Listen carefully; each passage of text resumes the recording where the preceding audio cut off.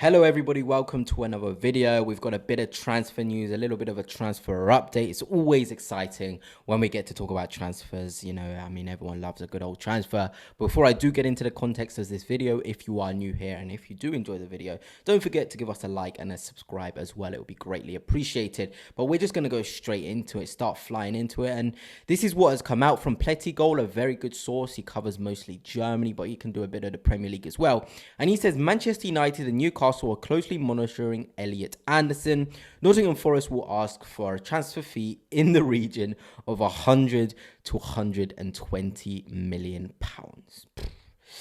Well, I think where we've got to start is just talk about the two interested parties, Manchester United and Newcastle United. I think two clubs who are very, very different in the sense that both are in different stages of their rebuild. I think Manchester United are at that stage now where they want to get back into the Champions League. They want to show everyone that they're still a powerhouse. And Newcastle United is trying to stay with the guys at the top. They're saying, we're here now, and establish themselves as part of the big six, big seven, if you want to include them, really.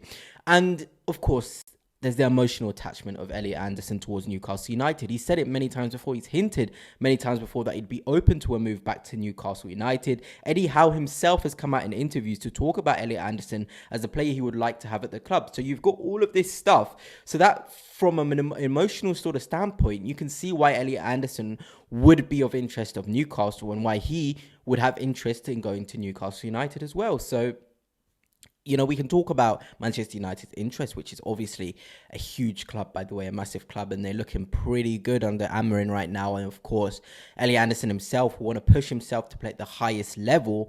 And I'm not here to sort of say he's going to pick Newcastle, he's going to pick Manchester United, but I am here to talk about where he would fit in the respective teams. I think for Newcastle United, when we're looking at their midfield three, you look at the limitations now of Joe Linton. I think in possession, he doesn't offer that much. When you look at like an Elliot Anderson, he offers so much in possession and even out of possession as well. So that out of possession stuff you get from someone like Joe Linton, Elliot Anderson can offer that as well. He can cover the ground, he can get the challenges in, he can do all of that lovely stuff as well. He can play some balls over the top, really neat and tidy. He can help with the build up, he can help in the final third as well. He can be any player you want him to be. And I feel like when you're looking at that Newcastle midfield three, you look at Tonali, you look at Bruno, then you look at Anderson.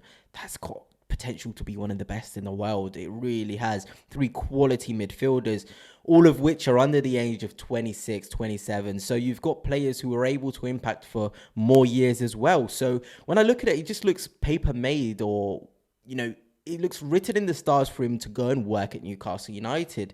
But obviously, we've got to talk about Manchester United, the team as well. You're looking at their midfield too. It would suit him as well. We've seen him for England when he's in there with Declan Rice, how impactful he can be. Obviously, I feel like the quality of Newcastle's midfield is far superior to Manchester United. But they're building something exciting over there. We can't just lie about it. And Buemo, Cunha, to be able to attract them, and Sesko as well in the stage of the club that they're at, is quite impressive. And you're looking at that midfield too. He will have the license to go forward and defend as well. If you give him someone next to him like a Baleba, then you're looking at Baleba and Anderson in the midfield together. It's scary. It genuinely is. It's a very, very good midfield in the Premier League with the Bruno in there as well. You can't forget how impactful he's been for Manchester United. So I think both teams have got their certain pushes and there's certain pulls.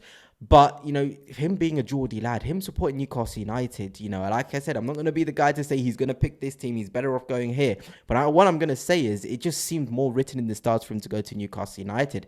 But obviously, this is me not even talking about the transfer fee, because 100 to 125 million pounds is a lot of money. And let me know if you're a Newcastle or a United fan, how much would you be willing to pay for Anderson? Obviously, he's a quality player. He's an England international. You've got to put in the English tax. You've got to also put in the fact he's in the Premier League and Premier League proven. And we're seeing players come over from the Bundesliga, coming over from other leagues, not having that impact straight away. So having that knowledge of the Premier League, that quality, is obviously going to be a massive pull. And 100 and 125 million, it seems a lot, but when you're looking at the quality of player, the age of him, 24, somebody who's going to impact internationally for a very long time as well, somebody who enjoys different type of roles. Like I've said, he can do the deeper role, he can do the more attacking role, he can do the scruffy part of the game, he can keep it nice and tidy as well.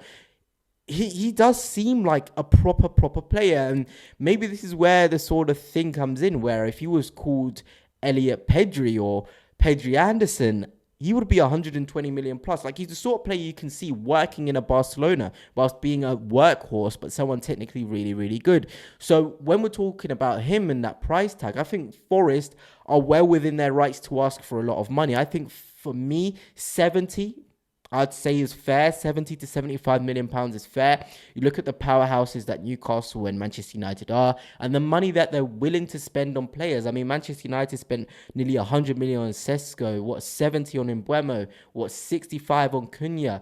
They've got money to burn down there at Old Trafford. And you look at Newcastle splashing 75 million on Voltemada, sort of putting certain money on Malik Thiaw, which was a really, really good buy for such a bargain buy as well. We know how good Newcastle United are at bargain buys. Could they find their own Elliot Anderson again through going through Europe? There's always these options you've got to consider. But I came across this report and I was like, that would be a really good battle between those two clubs for Elliot Anderson. And you look at the financial power, you look at the emotional attachment of him to Newcastle United, and you also think about where can he develop as a player best. You look at the environment at Newcastle United. Does he want to challenge himself? Does he see himself as somebody who can really be a Geordie boy as he is and take the club proper fighting for the biggest of honours? Because ultimately, that's where Newcastle United want to be. I feel like Manchester United can make signings to be in those positions. They genuinely can. They can sort of go for anyone in Europe really and just splash 100 million. For Newcastle United, they've got to have so many protocols, so many guarantees before they make a decision like that. They don't want to be too rash. They don't want to be too quick in making certain decisions. And I think that comes with the beauty of being a club like Newcastle United, because you often know that if they're going to sign a player, there's huge research that have gone into it.